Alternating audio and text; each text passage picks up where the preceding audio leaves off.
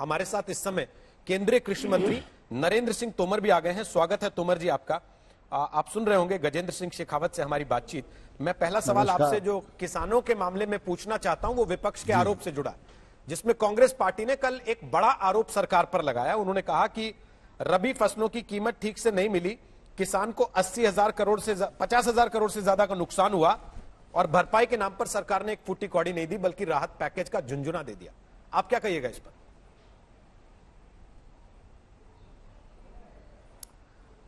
रोहित जी, कांग्रेस को असत्य बोलने की आदत पड़ गई है और जिन्होंने संकल्प कर लिया है कि उनको असत्य बोलकर देश को गुमराह करना है, उनका इलाज तो जनता पहले भी करती रही है, आने वाले कल में भी करेगी।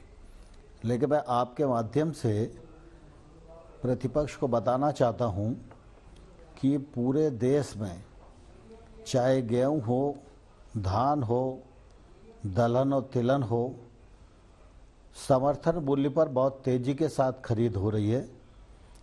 275 लाख टन गेहूं खरीदा जा चुका है, 60 लाख टन धान खरीदा जा चुका है, 8 लाख टन से अधिक मात्रा में दलहन और तिलहन की खरीद हो चुकी है।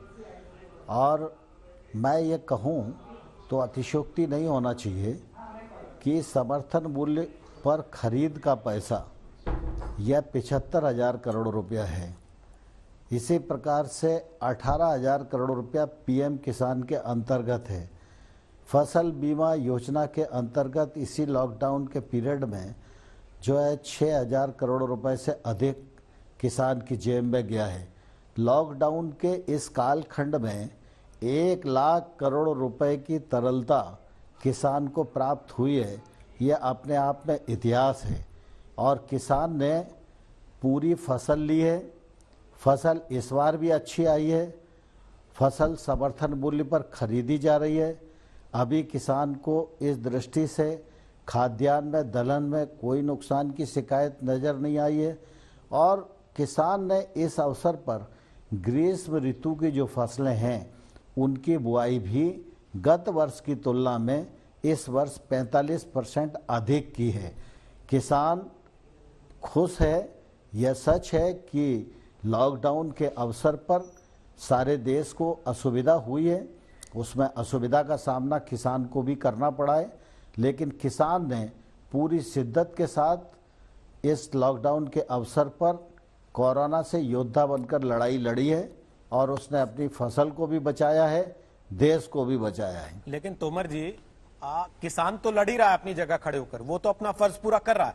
आरोप ये लग रहा है सरकार पर कि सरकार ने खाद महंगी कर दी, यूरिया महंगा कर दिया, डीजल महंगा कर दिया, कृषि के जो इक्विपमेंट हैं उन पर जीएसटी लगा दिया। किसान की लागत इतनी ज्यादा बढ़ गई है, उसके अनुपात में उसको पैसा नहीं दे रही है सरकार, जबकि किसान पूरी ताकत लगा रहा है देश को अपने पैर पर खड़ा रखने के लिए। प्रतिपक्ष को यह समझना चाहिए कि वर्षों पहले स्वामीनाथन साहब की रिपोर्ट आई थी और उस रिकमेंडेशन में था कि किसानों की लागत का 1.5 गुना एमएसपी उन्हें मिलना चाहिए। 10 साल यूपीए के माध्यम से कांग्रेस सरकार में रही, उसने रिकमेंडेशन को नहीं माना। आज फसल का समर्थन मूल्य जो तय होता है उसकी लागत उसमें आकलित की जाती है और लागत से 1.5 गुना समर्थन मूल्य हम लोग घोषित करते हैं। उसी समर्थन मूल्य पर हम खरीद रहे हैं। जहां तक किसान को मदद का सवाल है, भारतीय जनता पार्टी की सरकार, प्रधानमंत्री नरेंद्र मोदी जी किसानों के लिए पूरी ताकत के साथ, प्रतिबद्धता के साथ खड़े हुए हैं। किसान को कोई नुकसान नहीं होने देंगे। कांग्रेस की सरकार के समय किसानों को के लिए कुछ भी नहीं किया गया। एमएसपी भी मुनाफेदार नहीं था।